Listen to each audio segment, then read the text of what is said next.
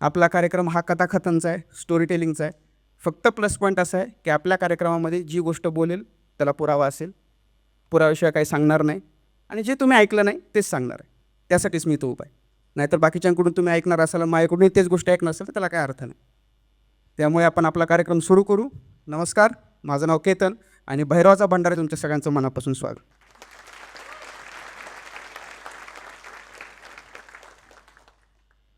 छत्रपती संभाजी महाराजांची कसबा संगमेश्वरला मुकरब खानाच्या मार्फत अटक झाली. ही गोष्ट ज्यावेळेस रायगडावर गेली त्यावेळेस रायगडाची परिस्थिती काय असल्याचा आपण विचार केला पाहिजे. येसुबाई राणेसाहेब रायगडावर आहेत. संभाजी महाराजांचे पुत्र थोरले शाहू छत्रपती वय वर्ष 7 आहे. अशा परिस्थितीमध्ये संताजी खंडोबल्लाळ त्यांच्यासोबत काही इतर मावळे रायगडावर जात आहेत. येसुबाई राणेसाहेबांना बातमी देत आहेत संभाजी महाराजांना अटक झाली. दुसरीकडे त्या बादशाहच्या छावणीमध्ये संभाजी महाराजांचा छळ करणं चालू आहे. त्याच वेळेस इतिकात खान नावाचा एक सरदार रायगड किल्ला जिंकण्यासाठी या औरंगजेबाने पाठवला आहे. सगळीकडून एक विचित्र परिस्थिती तयार होती आहे. मराठ्यांचा छत्रपती पकडला आहे. बरं, छत्रपती पकडला म्हणजे हे काय मुकरब खानाला वाटलं संभाजी महाराज तिथं असतील, संभाजी महाराज कुठलं तरी काम करण्यासाठी तिथं गेलेत आणि मुकरब खानाला कळलं आणि त्या कुठल्या तरी माणसाने जाऊन सांगितलं म्हणून मुकरब खान तिथं आला. एवढं सहज सोपं नाही आहे हे. विशाळगडावर शिर्के मंडळींसोबत कवी कलशाची भांडणं चालू आहेत. कवी कलश तिथं सातत्याने हरतोय. एकनिष्ठ सेवक आहे संभाजी महाराजांच्या आयुष्यात. त्यांच्या अखेरच्या काळामध्ये एकच मित्र आहे त्यांचा. बाकीचे सोबतचे हळूहळू सोडून चालले. कोण वतनासाठी चाललंय, कोण संभाजी महाराजांचा बदला घेण्यासाठी चाललंय, कोण स्वतःचं वेगळं अस्तित्व निर्माण करण्यासाठी चाललंय. सगळे संभाजी महाराजांना सोडून जात आहेत. त्यात हा कवी कलश उभा आहे आणि हा कवी कलश सातत्याने त्या शिर्के मंडळींकडून हारतोय. म्हणून संभाजी महाराजांना रायगडासारखी सुरक्षित जागा सोडावी लागली आहे आणि संभाजी महाराज गेलेत विशाळगडच्या पायथ्याला कवी कलशाची मदत करायला. आणि हा काळ आहे ऑक्टोबर 1688चा आणि तिथून पुढं 3-3.5 महिने संभाजी महाराज विशाळगड ते संगमेश्वर या परिसरामध्ये मुक्कामी आहेत. तिथं न्यायनिवाडा करत आहेत. तिथं वेगवेगळ्या प्रकारच्या वाटाघाटी करत आहेत. तिथल्या वेगवेगळ्या लोकांना वतनं देत आहेत. त्यांचे वतनाचे प्रश्न सोडवत आहेत. आणि त्याच वेळेस औरंगजेबाचं एक पत्र कोल्हापूरला असणाऱ्या शेख निजामाच्या हातामध्ये येऊन पडतं आणि हा औरंगजेब सांगतो की जहागीरदार खेळण्याच्या परिसरात मुक्काम आलाय. औरंगजेबाने छत्रपती शिवाजी महाराजांचा उल्लेख कधीही शिवाजी असा केला नाही. तो कायम शिवा असा उल्लेख करायचा. संभाजी महाराजांचा उल्लेख औरंगजेब कायम जहागीरदार म्हणून करायचा. आणि त्या औरंगजेबाच्या पत्रानंतर या मुकरब खानाला संभाजी महाराजांच्या ठाव ठिकाणाची बातमी कळली आहे. हा मुकरब खान सैन्य घेऊन संभाजी महाराजांना अटक करायला कसबा संगमेश्वरला गेला आहे. संभाजी महाराज संगमेश्वर इथं युद्ध करत असताना आपलं सैन्य घेऊन ते तिथून निघून जात होते. त्यावेळेस नावाडी नावाचं एक बंदर आहे संगमेश्वरच्या पुढं, कसबा संगमेश्वरच्या पुढं. आणि त्या नावाडी बंदरापाशी संभाजी महाराजांच्या सुटकेसाठी नाव रेडी करून ठेवल्यात, नावा तयार करून ठेवल्यात. फक्त कवी कलशाला बाण लागलेत आणि आपल्या मित्राला बाण लागलेत म्हणून संभाजी महाराजांनी त्या नावेमध्ये जाण्याच्या ऐवजी मित्रासाठी माघार घेतली आणि म्हणून संभाजी महाराजांना अटक झाली. हे सगळं झालं. रायगड किल्ल्यावर ही बातमी आली.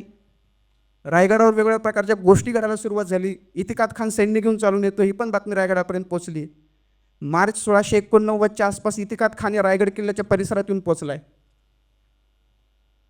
आणि तिथं रायगडावर एक शिष्टमंडळ बसले आणि त्या शिष्टमंडळाने असं ठरवलं आहे की स्वराज्याचा वारसदार कोण आहेत? राजाराम छत्रपती. स्वराज्याच्या वारसदारानं रायगडच्या बाहेर जावं. बाहेरून जुल्फिकार खानाच्या या इतिकात खानाच्या सैन्यावर हल्ले करावेत, मराठ्यांची राजधानी वाचवावी आणि गडावर राहून येसुबाई राणेसाहेबांनी गड लढवावा. म्युच्युअल अंडरस्टँडिंगवर राजाराम महाराज ताराराणी साहेबांना घेऊन, राजसबाईंना घेऊन, अंबिकाबाईंना घेऊन, संताजी घोरपडे, खंडोबल्लाळ, प्रल्हाद निराजी, रामचंद्रपंत अमात्य, शंकराजी नारायण, धनाजी जाधवराव एवढ्या सगळ्या मंडळींना घेऊन राजाराम महाराज त्या वागदोराच्यातून उतरलेत, प्रतापगडला गेलेत. या रायगडाच्या परिसरामध्ये जी काही मराठ्यांची इतर छोटी मोठी सरदार मंडळी होती सगळ्यांना समजलंय मराठ्यांचा छत्रपती कैदेत पडलाय. मराठ्यांकडे आता दुसरं कुठलंही सक्षम नेतृत्व नाही आहे. आपण मराठ्यांसोबत राहणं हे कदाचित आत्महत्या आपल्या आयुष्याची असू शकेल. आपण मराठ्यांना सोडणं गरजेचं आहे. आणि या रायगडाच्या परिसरातली जी काही मंडळी आहेत ही सगळी मंडळी मराठ्यांना सोडून औरंगजेबाला जाऊन मिळाली. राजाराम महाराज रायगडावरून निसटलेत. पन्हाळगडला गेलेत.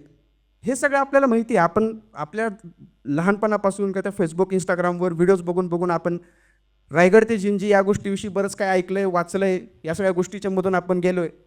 पण आपल्याला ना या गोष्टीमधल्या काही महत्त्वाच्या लढाया किंवा महत्त्वाचे प्रसंग माहीत नाही आहेत. शिवाजी महाराजांच्या काळामध्ये एक नवीन स्वप्न आहे. शिवाजी महाराजांच्या हातामध्ये त्यांची जहागीर आहे. त्यांच्या मागं शहाजी महाराजांसारखा, जिजाऊ माँसाहेबांसारखं एक नेतृत्व आहे. संभाजी महाराजांसारखा खंबीर भाऊ आहे. यसाजी कंक, तानाजी मालुसरे यांसारखी सर्वसामान्य मंडळी आहेत. कान्होजी जेधे, बाजी पासलकर यांसारखी मातब्बर सरदार घराणी आहेत. शिवाजी महाराजांचं कर्तृत्व आणि त्यांना अनुकूल असणारी परिस्थिती आहे. संभाजी महाराजांच्या राज्यकारभारामध्ये पण सेम परिस्थिती आहे. राजपुत्र म्हणून जन्म, युवराज म्हणून जन्म, युवराज म्हणून मान आहे. राज्याभिषेकाच्या वेळेस युवराज म्हणून ते गादीवर बसलेत. वडिलांनी उभा केलेलं एवढं मोठं साम्राज्य हातात आहे आणि ते टिकवलं आहे. संभाजी महाराजांचा ज्यावेळेस त्या खेळणा परिसरात अटक झाली आहे त्यावेळेस कोल्हापूर, गोव्याचा काही भाग आणि सिंधुदुर्गच्या खालचा काही भाग जर सोडला तर बाकी पूर्ण प्रदेश हा मराठ्यांच्याच ताब्यामध्ये होता. आदिलशाही संपवली आहे, कुतुबशाही संपवली आहे, पण मराठ्यांचं राज्य हे औरंगजेबाला संपवता आलेलं नाही आहे. संभाजी महाराजांनी सगळं राखलं आहे. दुर्दैवाने राजाराम महाराजांच्या वेळेसची परिस्थिती प्रचंड वेगळी. राजाराम महाराजांच्या सख्या मोठ्या भावाची हत्या झाली आहे. आपल्यासाठी आज राजाराम महाराज छत्रपती आहेत. तुम्ही त्यावेळेसचा विचार करा. 1689 सालचा राजाराम महाराज गडावून निसटले त्यावेळेस त्यांचं वय किती आहे? 19. शिवाजी महाराजांनी वयाच्या 16व्या वर्षापासून स्वराज्य स्थापनेची सुरुवात केली. पण त्यांच्या या स्वराज्य स्थापनेचा जो काही प्रसंग आहे, या स्वराज्य स्थापनेमध्ये ज्या काही घडामोडी घडल्या त्या सगळ्या आपल्याला माहिती आहेत. संभाजी महाराजांकडे वडिलांचं कर्तृत्व आहे, वडिलांनी उभा केलेला पराक्रम आहे. राजाराम महाराज वय वर्ष 19. 19व्या वर्षी रायगडावरून निघालेत. 19 वर्षाच्या आधी राजाराम महाराजांनी कुठल्याही लढाईमध्ये कधीही भाग घेतला नाही. कर्तृत्ववान भाऊ असताना कशाला गरज आहे एखाद्या छत्रपतीच्या भावाला बाहेर पडायची? आणि आयुष्यातली पहिली लढाई त्यांची कुठं होती? प्रतापगडला. प्रतापगड आपल्या सगळ्यांनाच माहिती आहे. हे मुद्दाम आहे ना गुगल अर्थचे फोटो काढले. कशामुळं? आपल्यासाठी रायगड म्हणलं की आपण चित दरवाजापर्यंत गाडीने जातो किंवा रोपीने आपण गडावर जातो. आपल्याला अंदाज येत नाही की ज्यावेळेस जुल्फिकार खान या रायगडाला वेढा घालायला येतोय त्यावेळेस रायगडाचा पसारा केवढा आहे.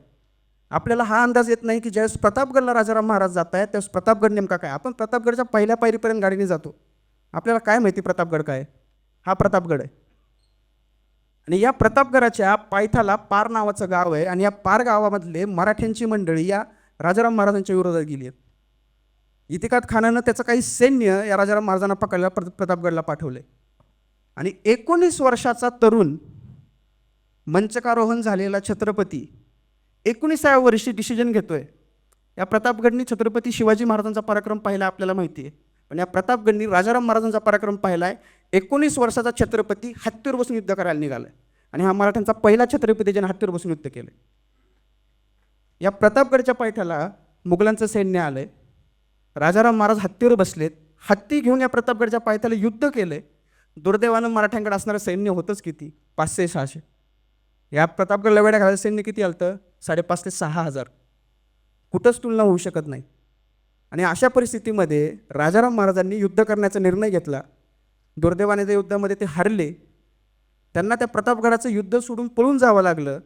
त्यांचे काही एकनिष्ठ सरदार होते. त्या सरदारांना सोबत घेत राजाराम महाराजांनी प्रतापगड सोडला. ते गेलेत वासोट्याला. वासोटा आज ट्रेकर्स मंडळीमध्ये प्रसिद्ध आहे. जे कोणी वासोट्याला गेलेत त्यांना माहिती वासोटा काय आहे. वासोट्याला जाऊन राजाराम महाराजांनी काही दिवस मुक्काम केला आहे. तिथून ते गेले साताऱ्याला अजिंक्यतारा किल्ल्यावर. तिथं त्यांनी काही दिवस मुक्काम केला आहे. मुघलांचा सतत पाठलाग चालू आहे. मुघल सातत्यानं राजाराम महाराजांचा पाठलाग करत आहेत. राजाराम महाराज फक्त 200-300 लोकांसह पळत आहेत. भावाची हत्या झाली आहे. सिंहासनाचं काय होणार आहे माहीत नाही. वहिनी आणि आपला सख्खा पुतण्या 7 वर्ष वयाचा पुतण्या मुघलांच्या कैदेत आहे. आपल्यासोबत सैन्य नाही आहे, आपल्यासोबत खजिना नाही आहे, आपल्यासोबत ताकद नाही आहे. सर्वस्व हरल्याची जी सिच्युएशन असते ना ती राजाराम महाराजांची. फक्त आणि फक्त एकनिष्ठ सरदार सोडलं तर त्यांच्याकडे काहीसुद्धा नाही आहे. काही दिवस साताऱ्याच्या किल्ल्यावर मुक्काम केला आहे. तिथून पुढे गेलेत राजाराम महाराज पन्हाळगडावर. आणि या पन्हाळगडापासून औरंगजेबाची दुर्दशा सुरू झाली. इथे राजाराम महाराजांनी 2 ते 2.5 महिने मुक्काम केला. या पन्हाळगडावर असताना राजाराम महाराजांकडं दोन अतिशय खमके कार्यकर्ते आहेत. एकाचं नाव आहे संताजी घोरपडे आणि दुसऱ्याचं नाव आहे धनाजी जाधवराव. आणि या दोघांनी ठरवलं या मुघलांनी आपल्या छत्रपतींची हत्या केली. या मुघलांनी आपल्या स्वराज्यावर हल्ला केला, आपल्या राजधानीवर हल्ला केला आहे. या मुघलांचा आपल्याला बदला घ्यायचा आहे. आणि यांनी ठरवलं की फलटण बारामती परिसरामध्ये शंभू महादेवाची जी डोंगर रांग आहे त्या डोंगर रांगेला पाठ ठेवायचं, छापेमारी करायची, मुघलांना हैराण करून सोडायचं. राजाराम महाराजांची आज्ञा घेऊन पन्हाळगडावरून ते निघालेत. सासवडच्या परिसरामध्ये त्यांनी मुक्काम करायला आलेत.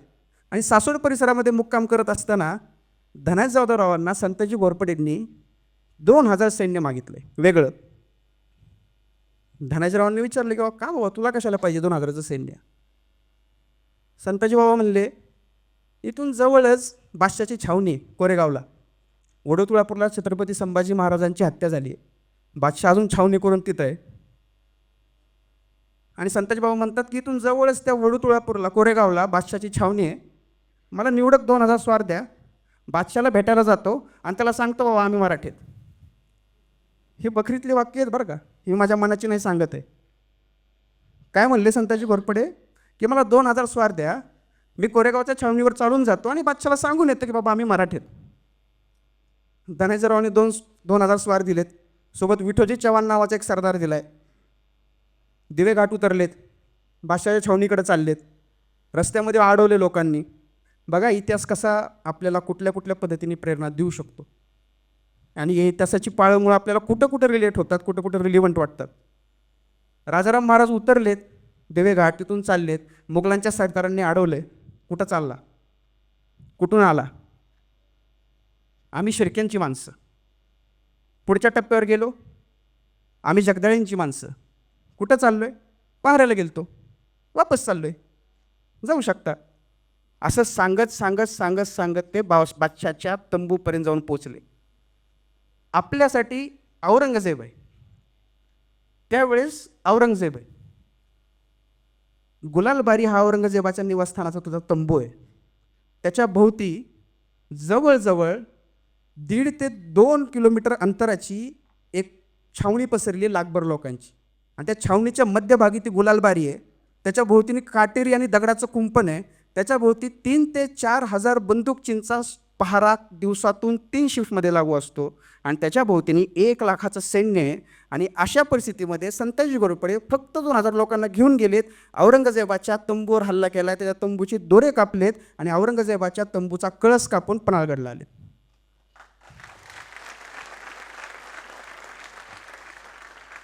मारायचं नाही. तारराणी साहेबांच्या काळातलं धनाजी जाधवरावांचं एक पत्र आहे. मराठी काय म्हणतात, बादशाला मारून आमचा धंदा चालत नाही. हे वाक्य आहेत बरं का मराठ्यांची. मारायचं नाही. का नाही मारायचं सांगतोच पुढे. ते तंबूचे कळस कापलेत. बादशाला कळलं ना काय चाललंय नेमकं. अरे भाई बादशाह, मागच्या वेळेस जे कोणी आले असतील त्यांना माहिती, बादशाह भाई औरंगजेब आलमगीर लाखभर सैन्य आहे माझ्याकडं, हा कोण आहे, माझ्या तंबूचे कळस कापतो, तंबूचे कळस कापून घेऊन जातोय, कोण आहे हा. बरं पाठलाग पण होत नाही याचा. कुठे गेले संताजी घोरपडे, सिंहगडला. सिंहगडावर कोण आहेत, प्रतापराव गुजरांची पोरं. त्यांचा पोरगा किल्लेदार आहे. त्याने या राजाराम महाराजांना, या संताजी बाबांना त्यांच्या सैन्याला किल्ल्यात घेतलं आहे. 2 दिवस सहारा दिला आहे. जखमींवर औषधोपचार केलेत. तिथून संताजी बाबा निघालेत. आता आपल्याला काय वाटेल, सिंहगडावरून निघालेत, आपल्याकडं तंबूचे कळस आहेत औरंगजेबाच्या, कुठं जाणार, पन्हाळगडला. नाही, कॉन्फिडन्स बूस्ट झाला ना. आता आम्ही जाणार रायगडला. तिथं वेडा घालून कोण बसला, इतिकात खान. आता आम्ही इतिकात खानावर हल्ला करणार. आणि 2000 सैन्य, त्यातले 500-600 जखमी आहेत, ते सोडून 1500 सैन्याला घेऊन संताजी बाबा उतरलेत रायगडला. जुल्फिकार खानाच्या सैन्यावर हल्ला केला आहे. पण हल्ला केला आहे ती केला आहे, ठीक आहे, माहिती आहे जिंकणार नाही आहेत. एवढं कमी सैन्य असल्यानंतर कोण जिंकू शकतं, कोणीच नाही. कुणीही असलं तरी जगाचा नियम आहे तो, ताकदीच्या समोर कोणाचं काय चालत नाही. रायगडावर गेलेत, रायगडावर हल्ला केला आहे, जुल्फिकार खानासोबत युद्ध खेळलं आहे, तिथून पळून गेलेत. आणि पळून जाताना जास्त नाही 5 हत्तीसोबत नेले. माहीत नाही संताजी बाबा. बरं ती हत्ती नेलेत, राजाराम महाराज कुठे आहेत, पन्हाळगडला आहेत ना. रायगड कुठं आहे? कोकणात आहे. कोल्हापूरच्या पुढं पन्हाळगड आहे. कुठूनही जा, तुम्हाला घाट ओलांडावाच लागतो. ओलांडला पोलादपूरचा घाट. 5 हत्ती घेऊन घाट ओलांडून साताऱ्याला उतरून तिथून पन्हाळगडला गेलेत. राजाराम महाराजांच्या पायावरती औरंगजेबाचे तंबूचे कळस टाकले, ते सोन्याचे कळस. हे 5 हत्ती पायावर टाकलेत आणि उभारलेत. हुकूम. हे संताजी घोरपडे. संताजी बाबा, त्यांचे 2 भाऊ राणोजी घोरपडे, मालोजी घोरपडे आणि विठोजी चव्हाण या चौघांनी दाखवलेली मर्दुमकी. छत्रपती कशामुळं म्हणायचं तर या छत्रपतींनी जागेवर किताब दिलाय. माहिती आहे राजधानी नाही आहे, माहिती आहे सिंहासन नाही आहे, सैन्य नाही आहे, पण आपल्या माणसाने मर्दुमकी गाजवली ना. माझ्या भावाच्या हत्येचा बदला घेतला ना. आपण निरर्थक गप्पा करतो, म्हणजे हे माझं स्पष्ट मत आहे.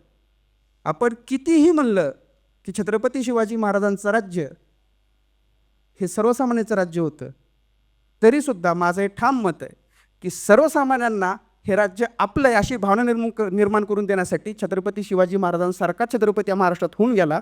हे राज्य त्यांचं आहे, आपण फक्त रक्षण करतेत. हीच भावना संताजी घोरपड्यांच्या मनात आहे, हीच भावना राणोजी घोरपड्यांच्या मनात आहे. एवढं कर्तृत्व दाखवल्याबद्दल राजाराम महाराजांनी संताजी घोरपड्यांना पदवी दिली आहे ममलकत मदार. त्याचा अर्थ होतो राज्याचा आधार. त्यांचा भाऊ बहिर्जी घोरपडे, त्यांना पदवी दिली हिंदूराव. त्यांचे दुसरे भाऊ मालोजी घोरपडे, त्यांना पदवी दिली विठोजी चव्हाण, त्यांना पदवी दिली हिम्मत बहाद्दर. आणि याच विठोजी चव्हाणांची पुढचे वंशज त्यांचा मुलगा म्हणजे उदाजी चव्हाण, ज्यांनी ताराराणी साहेबांच्या काळामध्ये, थोरल्या शिवछत्रपतींच्या काळामध्ये खूप मोठा कालखंड गाजवला आहे, खूप कर्तृत्व गाजवलं आहे.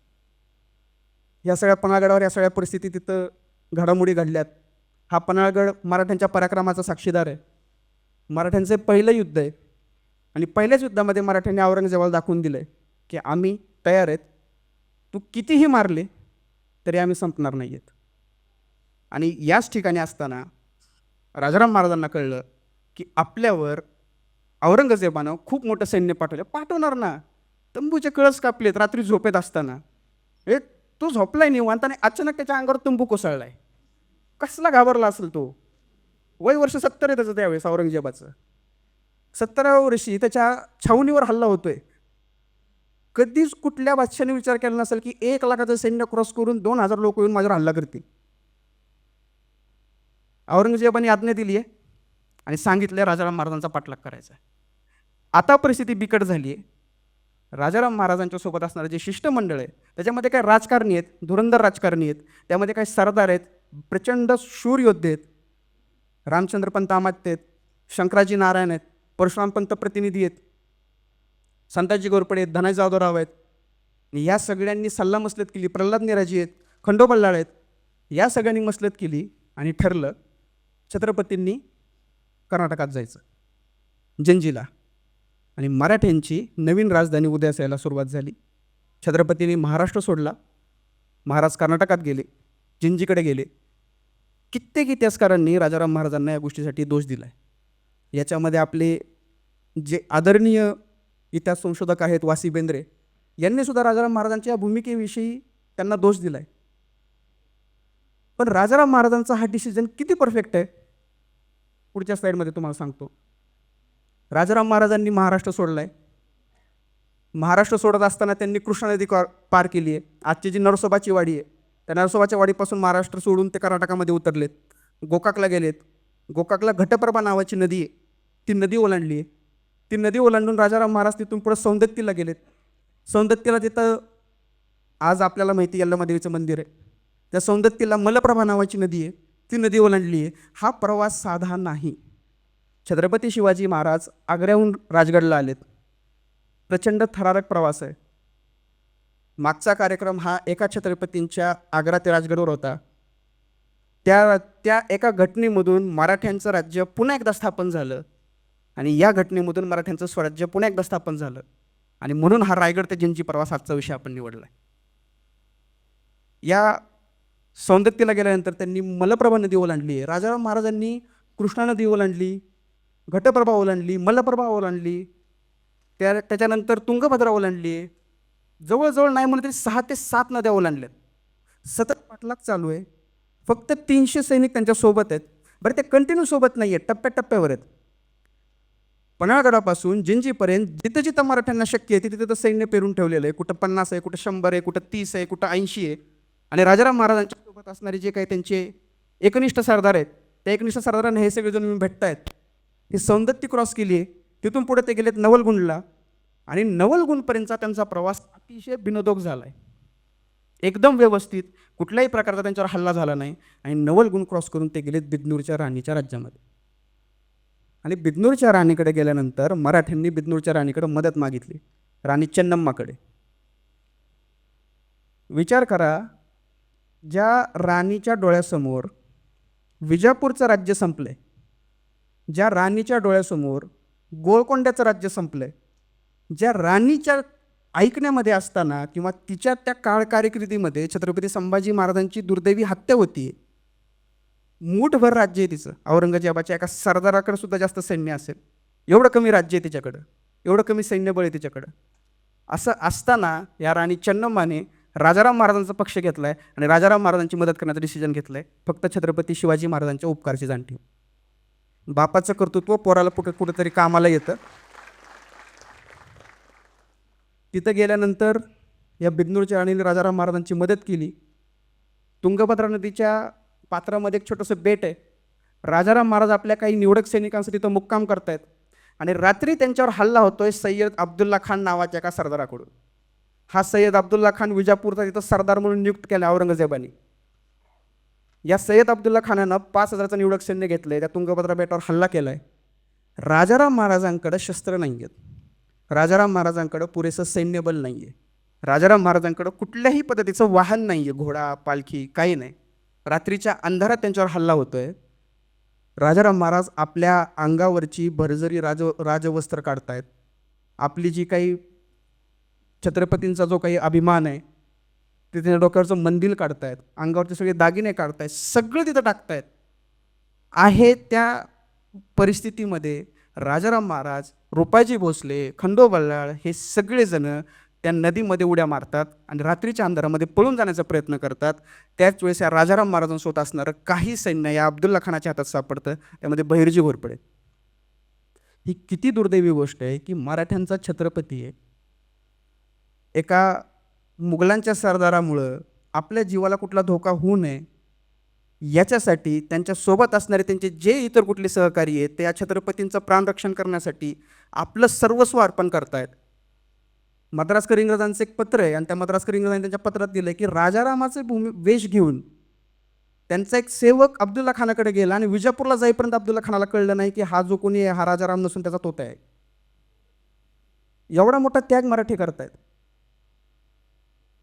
काहीच नाही आहे ना. म्हणजे तुम्ही इमॅजिन करा ना की तुमच्यासमोर कुठली तरी सिच्युएशन आहे, तुम्हाला माहिती आहे की याचा जाऊन कुठेतरी फायदा होणार आहे आपल्याला.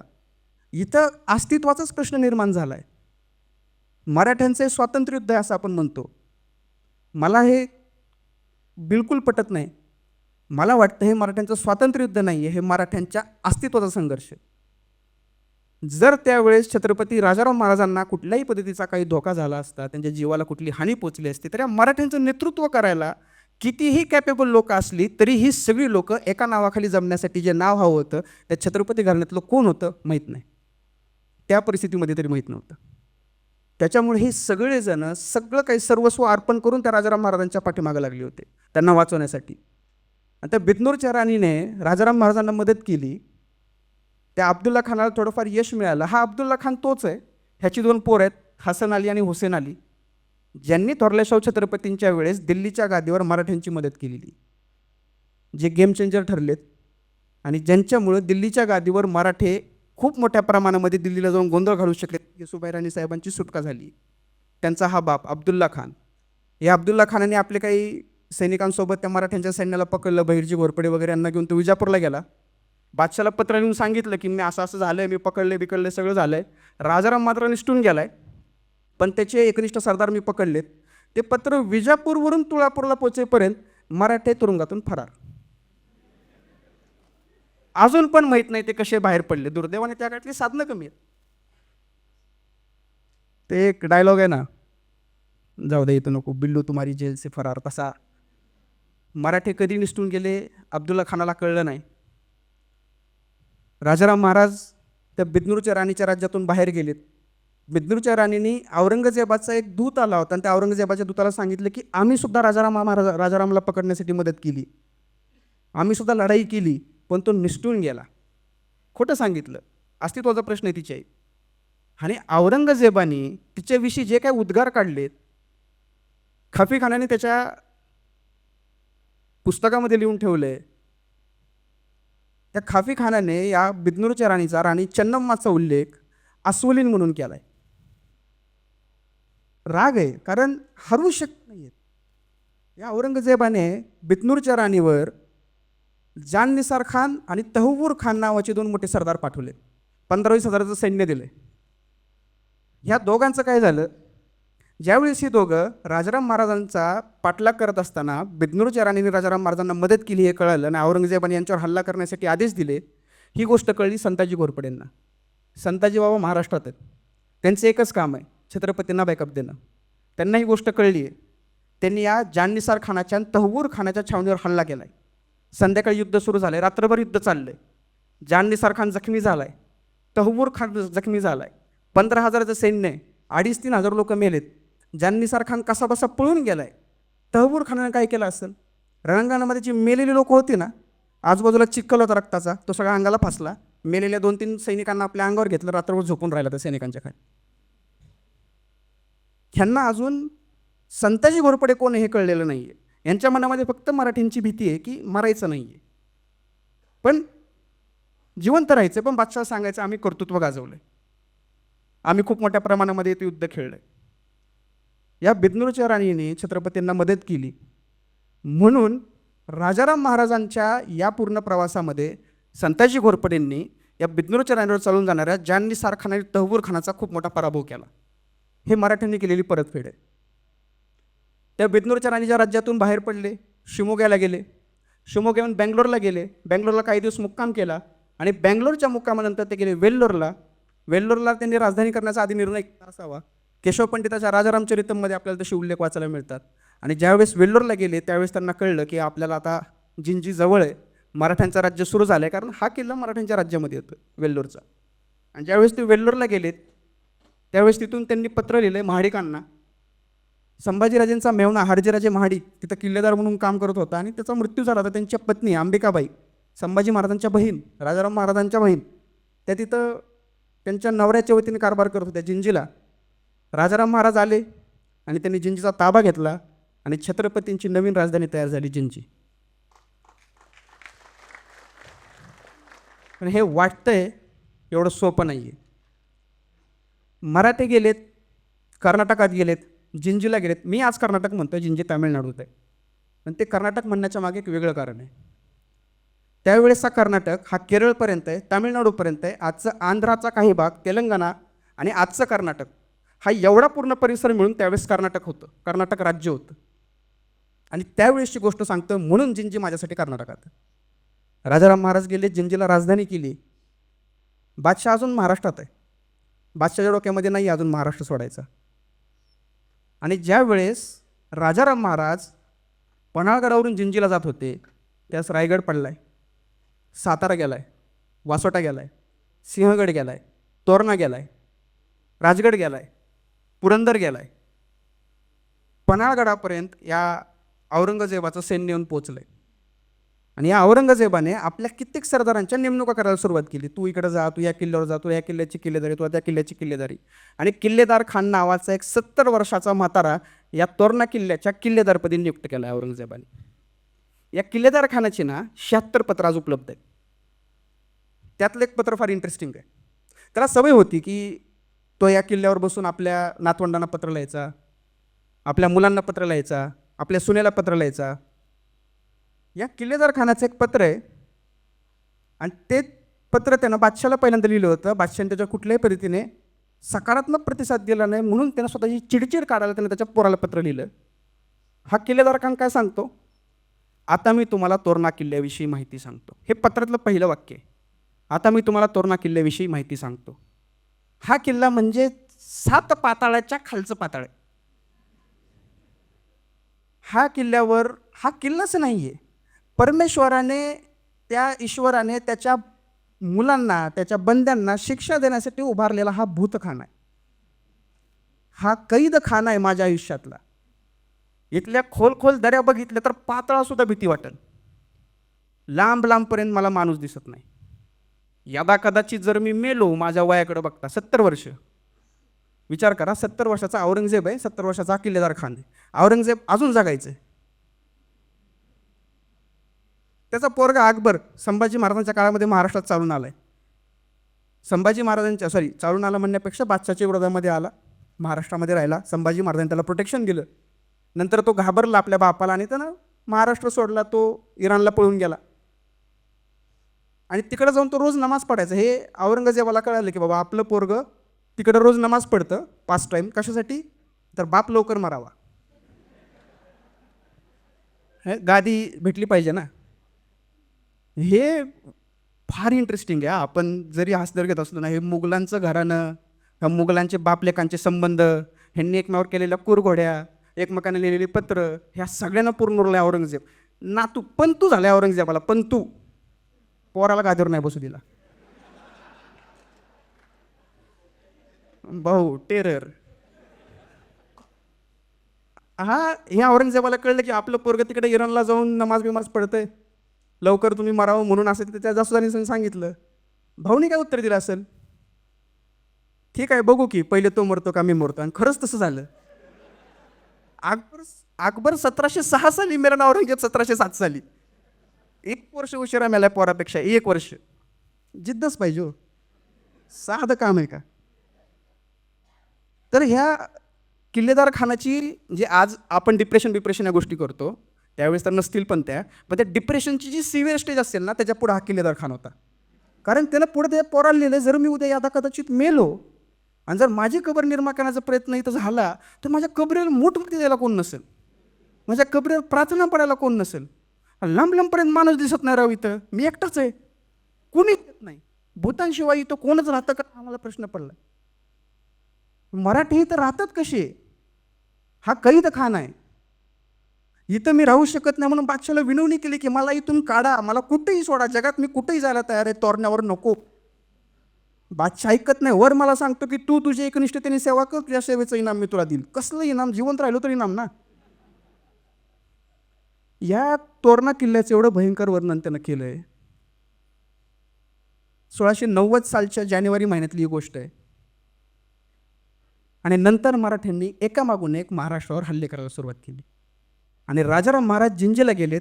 औरंगजेब खुश आहे. औरंगजेबाचं असं आहे की परमेश्वराने त्याच्या लेकरांसाठी संभाजीला माझ्या हातात दिलाय, परमेश्वराने त्याच्या लेकरांवर कृपा केली. आता लवकरच आपण उत्तरेत जाणार. महाल सजवायची आज्ञा दिली त्यानं उत्तरेमध्ये. स्वप्न पडले त्याला, आणि त्याचं काही चुकीचं नाही आहे. एवढा पराक्रमी छत्रपती पकडला आहे, एवढा जिगरी दुश्मन ज्याला म्हणू शकतो तो पकडला आहे. त्याला मारलंय मी. कोण आहे आता मागं? बायका पोरं, 7 वर्षाचं पोरगं ज्याला आत्ता मी अटक केली. जुल्फिकार खानाने आत्ता रायगड जिंकलाय ना. ऑक्टोबर 1689 रायगड पडला आहे आणि नोव्हेंबरच्या पहिल्या आठवड्यामध्ये राजाराम महाराज जिंजीला पोचलेत. मराठ्यांचा छत्रपती कुठे आहे? रायगडापासून कोसो लांब, आजच्या तामिळनाडूमध्ये. कोणच नाही आहे. महाराष्ट्र पूर्ण गेला आहे हातातून, पूर्ण गेला आहे मराठ्यांचा. आणि अशा वेळेस औरंगजेबाने एक खूप भारी डिसिजन घेतला, आपल्यासाठी भारी, त्याच्यासाठी औरंगजेबाने काय केलं? कोरेगाववरून आपली छावणी हलवली. औरंगजेब गेला विजापूरजवळ गलगला नावाचं एक ठिकाण आहे तिथं. आणि ही औरंगजेबाच्या आयुष्यातली सगळ्यात मोठी चूक आहे. त्यानं महाराष्ट्र मोकळा सोडला. विचार करा, मराठ्यांचं रायगडापासून जिंजीपर्यंत सगळंच गेलं. फक्त जिंजीन वेल्लोर हातात आहे. आणि पलीकडे पूर्वी किनारपट्टीला पॉंडिचेरीच्या आसपासचा तेवनापट्टणमचा किल्ला, सेंट फोर्ट जॉर्जच्या आजूबाजूचा परिसर, एवढाच भाग आपल्या ताब्यात आहे. पूर्ण भारत मुघलांचा आहे. संताजी वरपडे निघाले कुठं?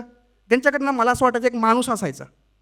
सकाळी उठलं की संताजी बाबा त्याला विचारत असतील, आज कोणाचा नंबर?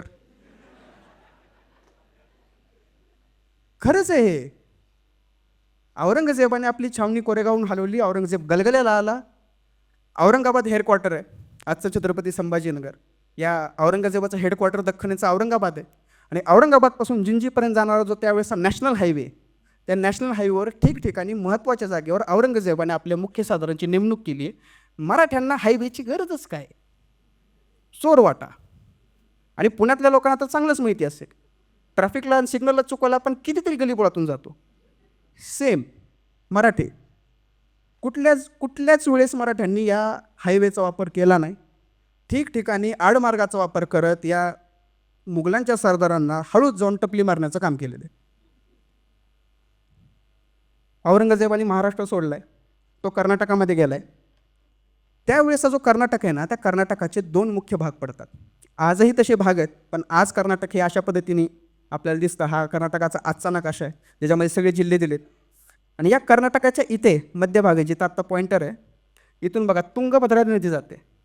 आणि जी तुंगभद्रा नदी आहे, या तुंगभद्रा नदीच्या उत्तरेचा जो भाग आहे, या भागावर कायम आदिलशाह गोळकोंडाच्या कुतुबशहाचं राज्य राहिलेलं आहे.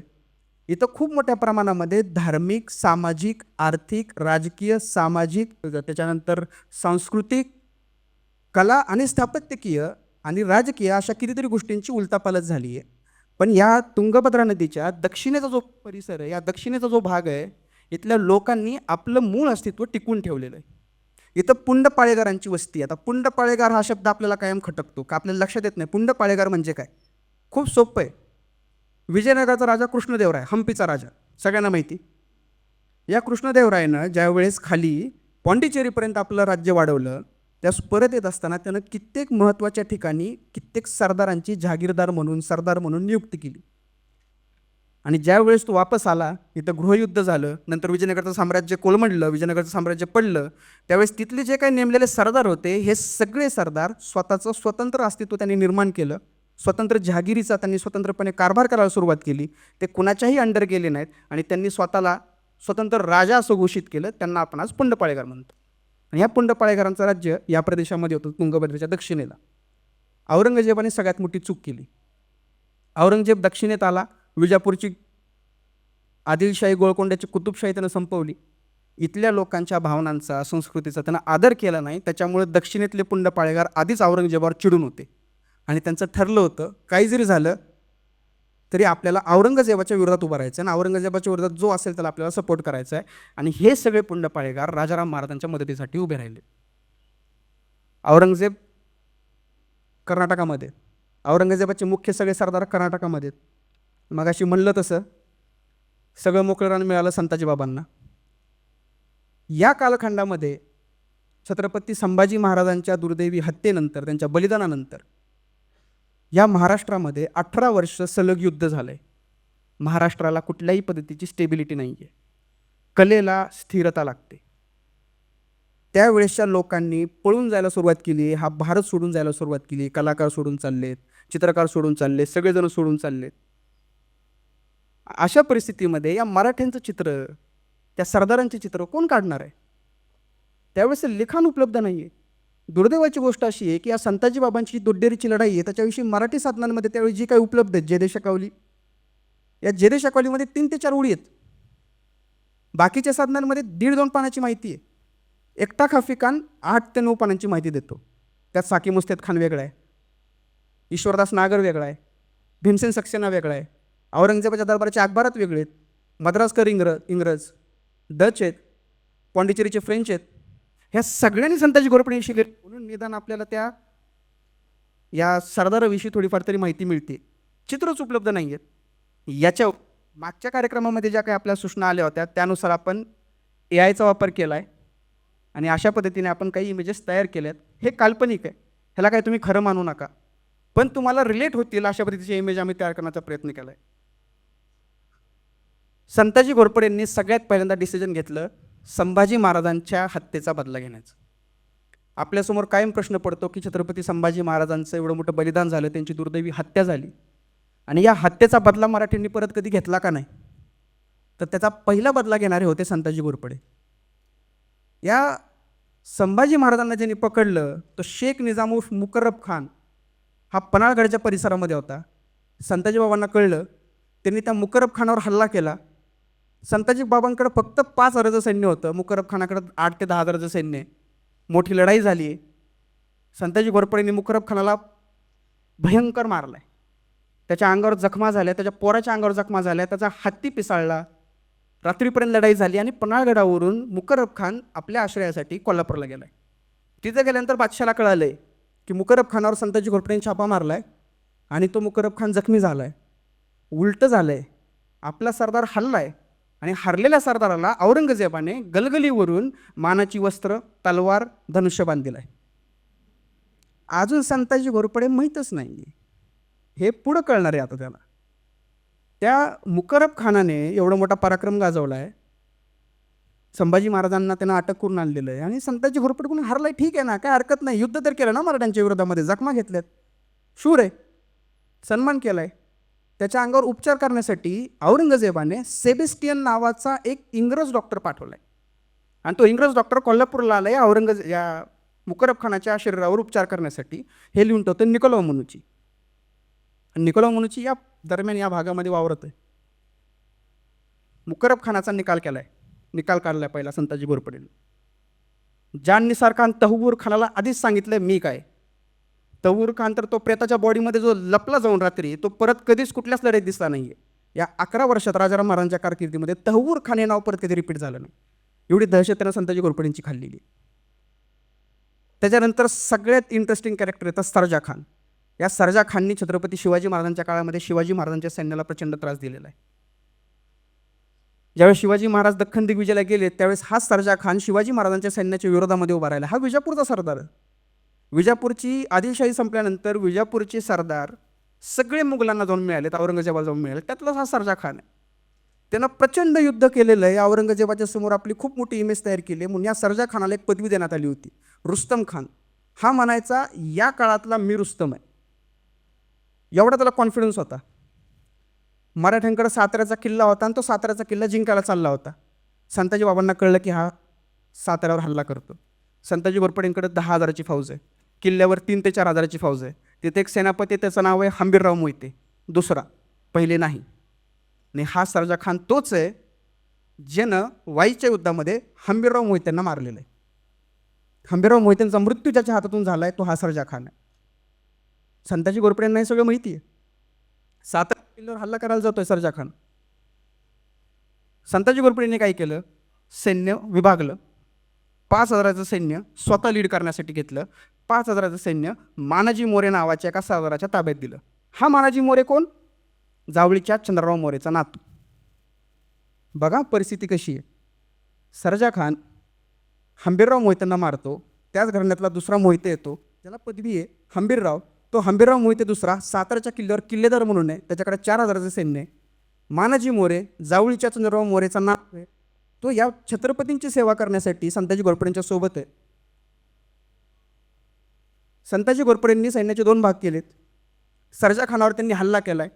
सरजा खानाकडे 8 ते 10,000चं सैन्य, त्यासोबत त्याचा मुलगा आहे गालिब खान.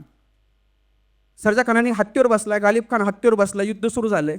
आपला सगळ्यात मोठा हा गैरसमज आहे की 18व्या शतकाच्या शेवटी अग्निबाण निर्माण झालेत, ज्याला आपण आज रॉकेट म्हणतो. मराठ्यांनी या युद्धामध्ये आणि इथून पुढच्या प्रत्येक युद्धामध्ये अग्निबाण वापरल्याचे अस्सल उल्लेख मुघलांच्या कागदपत्रामध्ये. संताजी घोरपडेंकडं 1 ते 1,500 बंदूकबरचे, म्हणजे ठासणीच्या बंदुका चालवणारे आणि अग्निबाण चालवणारे लोक आहेत. युद्ध सुरू झालं आहे. संताजी घोरपडेंनी युद्ध सुरू केलं. अर्धा एक तासानंतर संताजी घोरपडेंनी युटर्न मारला आणि पळायला लागले. सरजा खानला वाटलं रुस्तम जिंकलो, पाठलाग करणार, याला मारणार. रुस्तम खान हा सरजा खान संताजी बाबांच्या पाठलागाला लागला. एका जंगलापर्यंत घेऊन गेले संताजी घोरपडे त्याला. तिथं मानाजी मोरे बसलेत 5,000चं ताज्या दमाचं सैन्य घेऊन.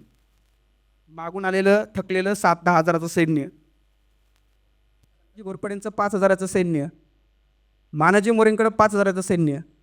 आणि हा सरजा खान विजय मिळाला या आनंदामध्ये सातारा किल्ल्यातली त्याची छावणी सोडून आला आहे आणि त्या छावणीमध्ये सैनिकच नाही आहेत. हंबीरराव मोहित्यांनी किल्ल्याचा दरवाजा उघडला आहे, खाली आलेत आणि या सरजा खानाच्या छावणीवर हल्ला केला आहे, छावणीवर छापा मारला आहे. सरजा खानाच्या बायका पोरांनी हातात खंजीर घेतलेत आत्महत्या करण्यासाठी. त्यावेळेस दुसऱ्या हंबीरराव मोहित्यांनी वचन दिलं की तुमच्या जीवाला कुठल्याही पद्धतीचा आमच्याकडून धोका होणार नाही, सन्मानाने आमच्यासोबत चला. या सरजा खानची आई आणि सरजा खानचा मुलगा हे दोघं मराठ्यांच्या ताब्यात आले. आणि त्याच्या 2 बायका आणि 2 मुलं दासीचे कपडे घातलेत आणि आम्ही त्याची दासीत, आमचा त्याचा काही संबंध नाही असे खोट पळून गेले. किती फरक आहे मराठ्यांच्या मध्ये आणि या मुघलांच्या नीतिमत्तेमध्ये. आपण किती जरी म्हटलं ना की हे मराठ्यांचं युद्ध आहे, राष्ट्रप्रेम आहे, किंवा आपल्या राष्ट्रपती असणारी निष्ठा आहे. पण ही राष्ट्रनिष्ठा, हे राष्ट्रप्रेम, आपल्या राष्ट्रासाठी लढणं, जगणं, मरणं ह्याच्या पलीकडे जाऊन सुद्धा आपल्या लोकांसाठी उभा केलेलं एक राज्य आहे आणि ते राज्य चालवणारा एक छत्रपतींचा मुलगा आहे आणि त्याच्यासाठी सर्वस्व अर्पण करायचं ही निष्ठाच वेगळी. हे परत कधी घडलेलं नाही आहे इतिहासामध्ये. या सर्जा खानाच्या बायका पोरांना मराठ्यांनी अटक केली आणि परत साताऱ्याला गेले, त्या किल्ल्यावर अजिंक्यतारा किल्ल्यावर निघून गेले. छावणीत काहीच नाही, सुतळीचा तोडा पण नाही. इकडून सर्जा खानाने युटर्न मारला आहे. आता तो वापस पळतोय. 10,000 मराठ्यांचं सैन्य त्याच्या मागं पळतंय आणि मराठ्यांच्या एका अग्निबाणानं या सर्जा खानाच्या कपड्यावर तो अग्निबाण पडला. सर्जा खानाच्या कपड्याला आग लागली, त्यानं त्या हत्तीवर उडी मारली आणि तो बेशुद्ध पडला. दुसरीकडे त्याचा पोरगा गालिब खान मेला युद्ध करत असताना. मानाजी मोरेने सर्जा खानला उचलला आणि आपल्यासोबत नेला. आता सर्जा खानाची जी 2 बायका आणि 2 पोरं, आम्ही सर्जा खानाचा काही आमचा संबंध नाही, आम्ही त्याचे दासी आहेत असं म्हणून जे काही पळून गेलेत छावणीतून, हे तडक गेलेत औरंगजेबाकडे गलगलीला. तिथं जाऊन सगळं सांगितलंय. औरंगजेबाचा लाडका सरदार आहे सर्जा खान. औरंगजेबाने काय केलं असेल, पालखी दिली आहे, राहण्यासाठी तंबू दिलाय, कपडे दिलेत, सगळी निर्माण करून दिली. आणि या सर्जा खानाला त्यांनी पत्र लिहिलंय की तू घाबरू नकोस, तुझ्या बायका पोरांची सोय मी इथं केली आहे, तू जिथं कुठं असशील तिथं तुला वाचवण्यासाठी मी 10 ते 12 हजाराचं सैन्य इथून पाठवतोय, खजिना पाठवतोय. आणि हे पत्र औरंगजेब लिहित असताना त्याच्या दरबारामध्ये एक पत्र आलं. ते पत्र होतं सर्जा खानाचं. आणि त्या पत्रात सर्जा खानाने काय लिहिलं होतं की परिस्थिती फार भारी आहे. मानाजी मोरेने सर्जा खानाला उचललंय, संताजी घोरपडेकडे घेऊन गेलेत. संताजी घोरपडे बसलेत तंबूमध्ये. मानाजी मोरे आहेत, भैरजी घोरपडे आहेत, विठोजी चव्हाण आहेत. संताजी घोरपडेंनी विचारणे कितना, तो म्हणला काहीच नाही, सगळं गेलंय, काहीच नाही देऊ शकत. असं कसं म्हणलं, सुटकेसाठी काहीतरी द्यावं लागेल. किती? हेनं म्हणलं असेल काय देतो 20-30 हजार. 1,00,000 1,00,000 रुपयाची खंडणी घेतली संताजी घोरपडेंनी या मुघलांच्या सरदाराकडून. मगाशी म्हणलं ना की बादशाला मारल्यानंतर आमचा धंदा चालत नाही, हे मराठ्यांचं वाक्य आहे. ते याच्यासाठीच राज्य नाही आहे, शेतसारा वसूल करायला नाही आहे, व्यापार नाही आहे, कुठल्याही पद्धतीचा खजिना सोबत नाही आहे. राज्य चालवण्यासाठी लागतो पैसा, सैनिकांना पगार देण्यासाठी लागतो पैसा, घोडे खरेदी करायला लागतो पैसा, घोड्यांना चारा देण्यासाठी लागतो पैसा, हत्यारं खरेदी करायला लागतो पैसा. आणायचा कुठून? राजाराम महाराजांनी वतनदारी पद्धत सुरू केली होती. याच्यावरून बरेच इतिहासकार राजाराम महाराजांवर टीका करतात. पण राजाराम महाराजांनी घेतलेला तो निर्णय हा अति उत्कृष्ट आणि अतिशय योग्य आहे हे याच्यावरूनच कळतं. काय सांगितलं त्यांनी, मी जिंजीला आहे, याच्या खालचं आपलं आहे, याच्या वरचं तुमचं आहे. जायचं, छापा मारायचा, जे जिंकाल तुमची जहागिरी. मला जर सांगितलं की उद्या जर तू हा प्रदेश जिंकलाय, या प्रदेशाची जहागिरी मी तुला द्यायला तयार आहे, याचं सगळं मिळणारं उत्पन्न मी तुला द्यायला तयार आहे, याच्यामधून मिळणारा एकूण एक रुपये तुझा आहे, फक्त ह्याच्यामधला एक हिस्सा हा छत्रपतींच्या खजिन्याला द्यावा लागेल स्वराज्य उभारणीसाठी. मी का नाही लढणार? जीव गेला तरी चालेल, मी लढणार ना त्यासाठी. संताजी बाबांनी हेच केलं, मराठ्यांनी हेच केलं. ह्या सर्जा खानाला 1,00,000 रुपयाची खंडणी मागितली. ह्या सर्जा खानाने 1,00,000 रुपये दिले आणि तो तिथून सांगोल्याला आला आणि सांगोल्यावरून त्यानं छत्रपती औरंगजेबाला पत्र लिहिलं आणि सांगितलं की मी माझी सुटका करून घेतली, तुम्ही माझी काळजी करू नका. 1,00,000 रुपये मी दिलेत आणि आपल्या दर्शनाला यायची परवानगी असावी. औरंगजेबाने परत पत्र लिहून सांगितलं, ठेविले अनंती जैसेची राहावे, चित्ती असू द्यावे सांग.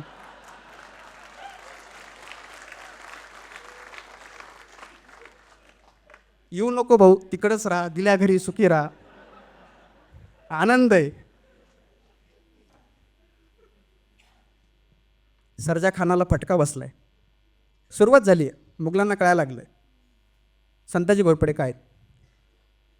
संताजी बाबांचं एक शेड्यूल ठरलंय.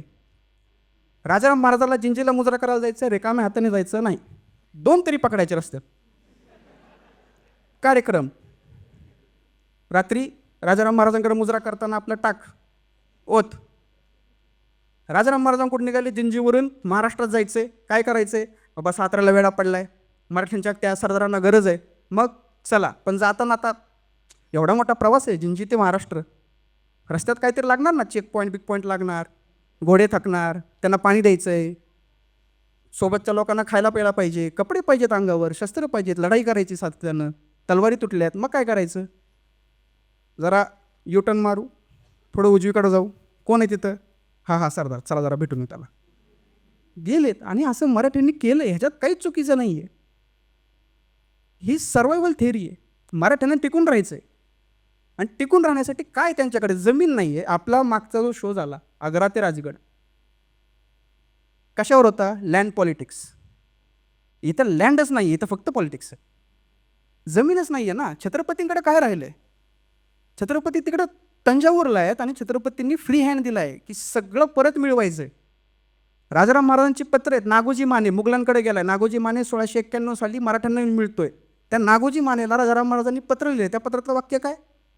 तुम्ही मराठे लोक मराठा धर्म जागवा, महाराष्ट्र धर्म जागवा. महाराष्ट्र धर्म हा शब्द राजाराम महाराज वापरतायत. 21 वर्षाचा छत्रपती महाराष्ट्र धर्म हा शब्द वापरतोय. आपल्याला आजही माहीत नाही महाराष्ट्र धर्म काय. नागोजी माने परत आलेत, हनुमंतराव निंबाळकर परत आलेत, अमृतराव निंबाळकर परत आलेत, नेमाजी शिंदे परत आलेत. राजाराम महाराजांनी या स्वराज्याचा लढा उभा केला. किती जणांच्या जीवावर? परशुराम पंत प्रतिनिधी आहेत, शंकराजी नारायण आहेत, रामचंद्र पंत अमात्य आहेत, संताजी घोरपडे आहेत, धनाजी जाधवराव आहेत, नेमाजी शिंदे आहेत, हनुमंतराव निंबाळकर आहेत. त्याच्या खाली सगळं मराठ्यांचं राज्य आहे. त्याच्यावर हे 7 जण आहेत, त्याच्यावर राजाराम महाराज आहेत. ही मराठ्यांची अशी ही ट्री डायग्राम आहे ज्यांनी राज्य सांभाळलंय. या 7 जणांनी जो काही धुमाकूळ घातला आहे त्याच्यामध्ये पण 6 जणांचा 50%, उरलेला 50% एकटा संताजी घोरपडे.